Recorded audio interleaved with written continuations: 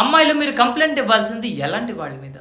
మీ ప్రభావం లేకుండా మిమ్మల్ని ఎవరైనా ఇబ్బంది పెట్టినా, టార్చర్ పెట్టినా, వేధించినా, హింసించినా, మీ దగ్గరకొచ్చి మిమ్మల్ని బ్యాడ్ టచ్ చేసినా వాళ్ళ మీద కంప్లైంట్ ఇవ్వండి, తప్పులేదు.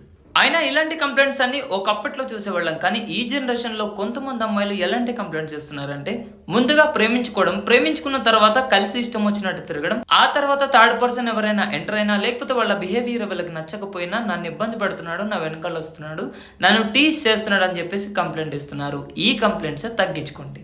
ఈ రోజు మీరు అలా కంప్లైంట్ ఇచ్చారంటే వాళ్ళతో మీరు గతంలో టైం పాస్ మాత్రమే చేశారు. వాళ్ళని మీరు లవ్ చేయలేదు. ఎందుకంటే లవ్ చేసే వాళ్ళు ఎప్పటికైనా భరిస్తారు. నేను ఎందుకు చెప్తున్నానంటే రియల్గా ప్రేమించుకున్న వాళ్ళు ఎప్పటికీ విడిపోవాలని అనుకోరు. అలా విడిపోవాలని ఇద్దరిలో ఒకరికి థాట్ వచ్చినా సరే వాళ్ళ దగ్గర ఫేక్ లవ్ ఉన్నట్టే.